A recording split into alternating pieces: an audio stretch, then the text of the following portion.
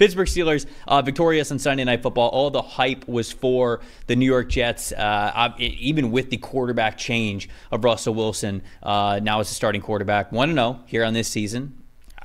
Mike Tomlin, man, it's magic.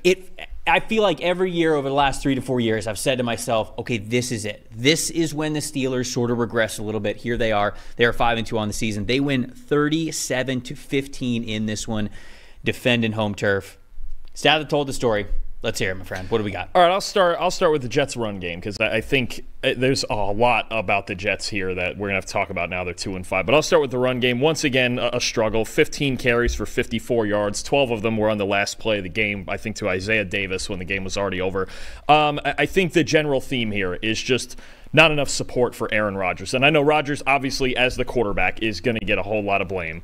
But he's their highest graded offensive player this season. He's been pretty good, not elite, but he's been pretty good in 6 of their 7 games outside of the Minnesota game, obviously, where he wasn't, got him off to a bad start. But this is just about the Jets as a whole team kind of failing Rodgers. And the theory was coming into the year, okay, even if Rodgers is what he was in 2022, which was when his last year with the Packers, which was roughly the 10th best passer in football. I think he had the 10th best passing grade in the league. And you go, okay, if you add a solid quarterback to this Jets roster, then they're going to be pretty darn good because for the entire, at least especially PFF history of the Jets, they've been the worst quarterback team in the NFL by far, okay?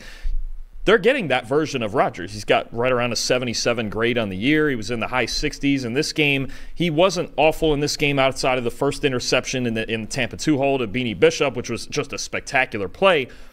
But now the rest of it's just not been supporting it. They're second to last in the league in rushing yards per game, 56.2 run blocking grade in this game, which is about where they sit for the season. They only had 10 yards before contact on the ground in this game. So it's also, I mean, you have obviously a tough Steelers defensive front you're working with. Right. Their D-line is hard enough to block for any team, but I think you're really getting at, I know the blame is going to be directed to Aaron Rodgers, but he's been their best player this season, which I think tells you enough about how the rest of the offense and the rest of the team, we'll get into the other side here in a second, they're just not a good team, if we're being honest. And I think that's the way that we have to talk about the New York Jets right now, right? I saw some people in the media talking about this morning, and I agree with them. The Jets are a roster right now. They're not a football team. They are not together. They're not playing as one. It just feels, and we talked about this a couple of weeks ago, it feels like there's so much pressure everywhere. I mean, like, look at the Garrett. Look at the this was the second Beanie Bishop interception where ball goes off Garrett Wilson's chest.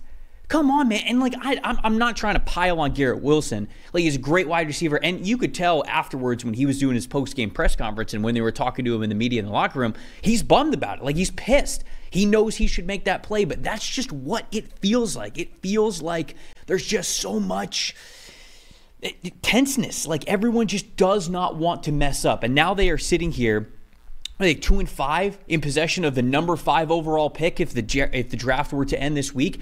They are simply, Jalen just said this in our chat, they are simply a disappointing football team. Just overall, top to bottom, they are a disappointing football team. And I think that my stat that told the story here is with the New York Jets defense. To me, that's the most disappointing thing about anything, because you mentioned a little bit about everybody on the team and like, okay, Rodgers is playing well enough. They should be a little bit better than what they are right now. But certainly the defensive side of the football, to me, is what's holding this team back.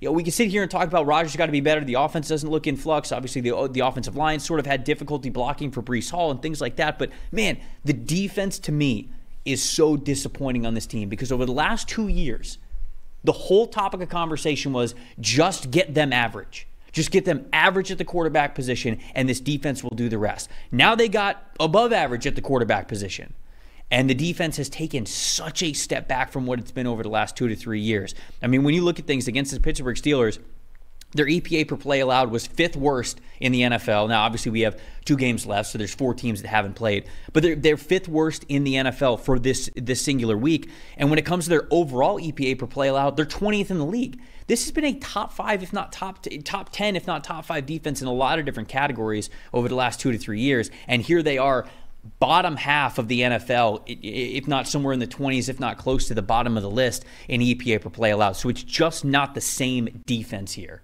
for the New York Jets. Yeah, no, I agree, and that's my most disappointing part also. And it's really for the season. You mentioned, look, they're 17th in overall grade, they're 19th in run defense grade, and it's their defensive line. Honestly, the only team graded lower than them on the defensive line is the Carolina Panthers. Okay, there's so much that has gone wrong. That group is last in run defense grade, and they're 18th in pass rush win rate, which most of that's going to be Quinnen Williams and Will McDonald. But they just can't stop the run up front. Right now, the Jets' defense is a back seven, and now a very injured secondary. You pretty much have Sauce Gardner and a bunch of guys who shouldn't be starting out there right now, with DJ Reed hurt, with Michael Carter hurt, with Chuck Clark hurt. You got Sauce Gardner and a bunch of bench guys. But this defensive line, this is the way it's been all year. And you look at the Jermaine Johnson tore his Achilles. You've got guys like Michael Clemens not playing as well. Mm-hmm. Solomon Thomas and Javon Kinlaw have struggled for pretty much the entirety of their careers. There's just a cascade of things. Letting Bryce Huff go and letting John Franklin Myers go so they could get Hassan Reddick in, but he hasn't played a snap yet, and he's going to come back, and honestly, it's probably too late to fix it anyway. To me, their defense, it's the numbers, even some of the positive numbers are propped up by the fact that they got to play New England on a Thursday night and Denver in the pouring rain. You look at really at them outside of these two games, it's not a good defense. And it's a defense whose back seven is trying to make up for all of the flaws of their defensive line. You can't have the second worst defensive line in the league and think you're going to succeed. That's just not how it works. We talk about it all the time. If you're not good in the trenches, you can be average in the trenches, that's fine. They're not even average in the trenches on the defensive side. And on the offensive side, they're not even average in the trenches in the run game. So, pass protection, that has gotten better, certainly better than the mess it was last year. But this is a team now that the meat and potatoes of it is just not supporting it, even with a quarterback that is playing still relatively well, despite what some people might be thinking, oh, it's all Aaron Rodgers' fault. Look, he's second in the league in big-time throws, and he's got the third best turnover-worthy play rate.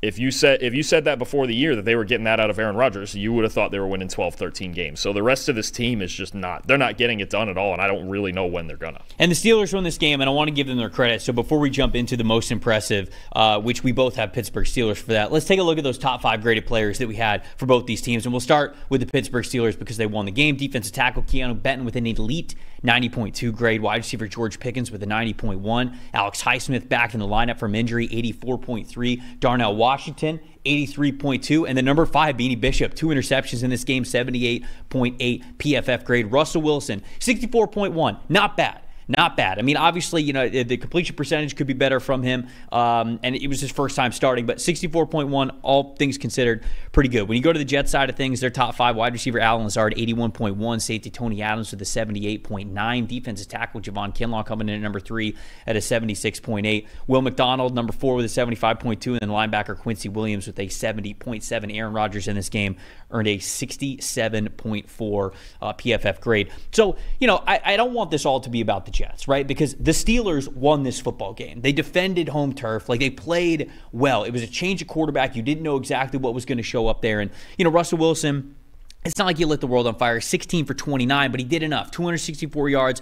The moon ball was back, baby. And we love to see that, especially with a guy like George Pickens, who I know was your most impressive in this game. So let's talk about George Pickens and the combination now of Russell Wilson being the guy to be able to find him deep down the field. Yeah, and they got this turned around when they were struggling early. They were down 2 scores early, but they got it turned around by just giving Pickens a shot. And even if Wilson didn't make the best throws he could have made, especially the ball that went off a defender's helmet and Pickens caught it off the deflection. Still caught it, baby. Even if Wilson didn't make his best throws, and he got off to a really slow start. He looked like a guy who was trying to find his rhythm and trying to get back to the speed of the game. But when he did, it started with getting George Pickens going down the field, right? And he's the one true vertical threat on this team. We've talked about a lot, he's really the only legitimate wide receiver on this team right now. Otherwise, Pat Freiermuth's really good at tight end, and they're working the run game. But Wilson being able to take the top off relatively accurately to Pickens deep downfield and getting these safeties out of the box and then working the run game off of it, it's just a really good compliment, right? And I think Justin Fields,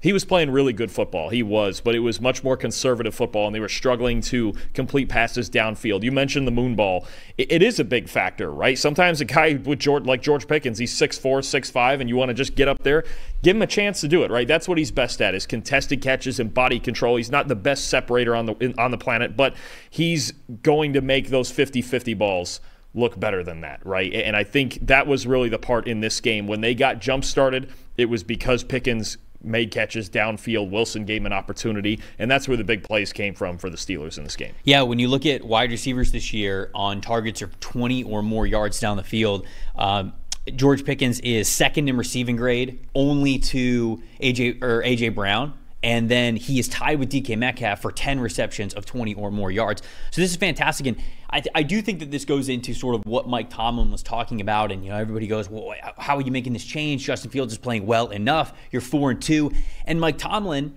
he gets up there in the media and he says, look, one, this is my decision, which I love, the head coach saying, like, hey, if it's bad, it's on me. 100% it's on me. But I do think what he was saying was true. We're trying to win a Super Bowl. We're not just trying to win regular season games. And right now, he knows that Justin Fields is playing well enough for them to win games, is enough to win a Super Bowl. And I think what we saw against the Jets is evidence to believe that Mike Tomlin was doing the right thing here by saying, okay, it's been good enough on the ground and Justin Fields has been efficient enough. We've been okay.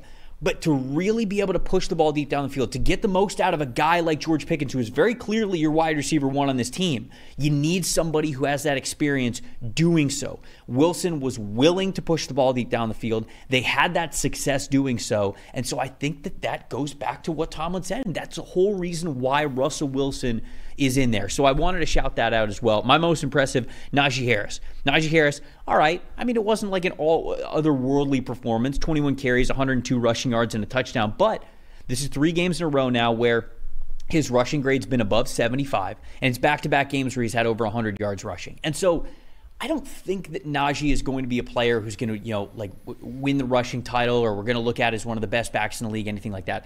But the Steelers very clearly just want to be balanced on offense, very balanced on offense when it comes to run opportunities and pass opportunities. Najee has been doing that well enough. And in fact, I think he's been more consistent over this 3-game stretch than we've seen him be in a long time. And I think that goes into exactly what the Steelers want to do here.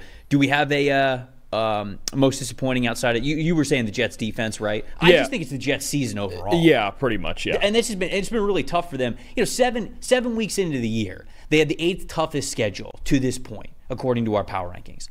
I will say this though. They have the 32nd ranked strength of schedule moving forward.